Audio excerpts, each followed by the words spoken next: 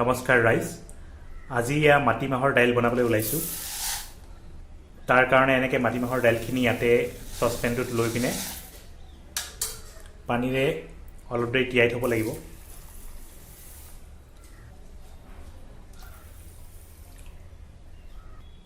এই দাইলখন বনাবলৈ আমাক এইখিনি যোগাৰ লাগিব: এটা পিঁয়াজ, দুফুটা নহৰু, অকণমান আদা, অকণমান পাঁচফোৰণ, 3টা তেজপাত আৰু 2টা শুকান জলকীয়া।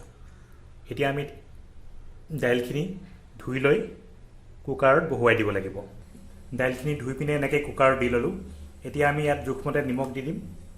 তাৰপিছত এতিয়া কুকাৰৰ ঢাকনি লগাই 6টামান হুইচেল মাৰিব দিম।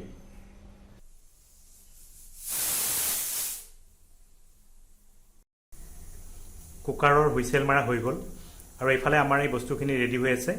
এতিয়া আমি কেৰাহী উঠাই দাইলখন বনোৱা ষ্টাৰ্ট কৰোঁ।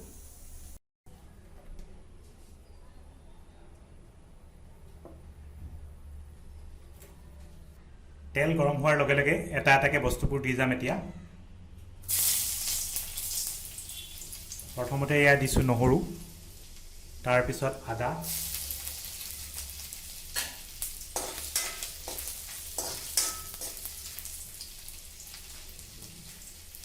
শুকান জলকীয়া,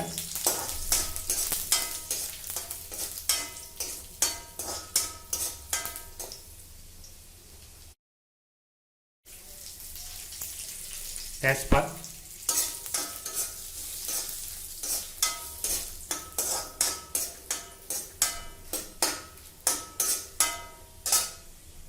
পিঁয়াজ,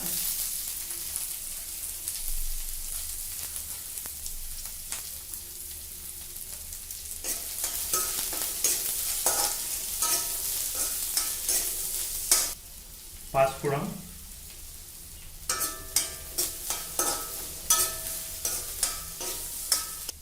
আৰু আমি দাইল সিজাওঁতে কুকাৰত হালধি দিয়া নাছিলোঁ, গতিকে এতিয়া হালধি দি দিম।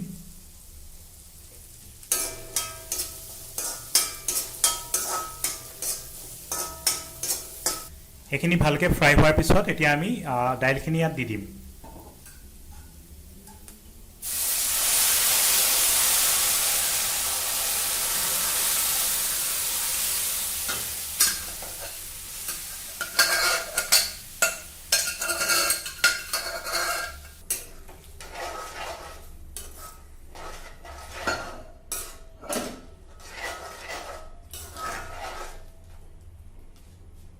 তাৰপিছত পানীৰ জোখটো চাই ল'ব। যদি আপোনালোকক অলপ বেছিকৈ পানী লাগে, ইয়াত আপুনি পানী এতিয়া এড কৰি দিব পাৰিব।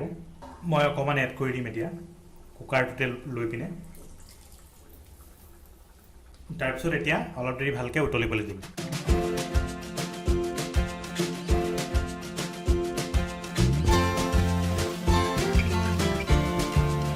এই দাইলখিনি ধুনীয়াকৈ এতিয়া উতলা হৈ গ'ল আৰু আমি এতিয়া গেছটো অফ কৰি নমাব পাৰোঁ।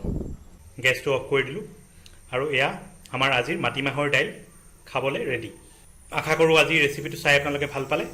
যদি ৰেচিপিটো চাই ভাল পালে ভিডিঅ'টো লাইক কৰিব, শ্বেয়াৰ কৰিব আৰু আমাৰ মতা ৰান্ধনি চেনেলটো ছাবস্ক্ৰাইব কৰিবলৈ নাপাহৰিব। আজিলৈ এৰিছোঁ। আকৌ লগ পাম আন এটি ভিডিঅ'ত। ধন্যবাদ।